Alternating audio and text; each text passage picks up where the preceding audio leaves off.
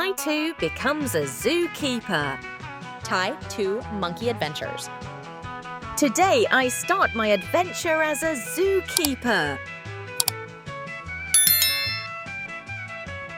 Look how tall the giraffes are. They love these leaves. Even elephants need a clean and cozy home. Parrots are so colourful and cheerful when they eat fruits. Oh, the baby panda is so cute and hungry.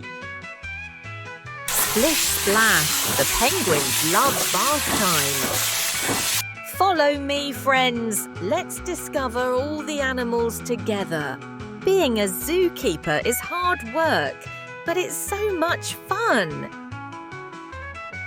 See you in the next adventure, friends.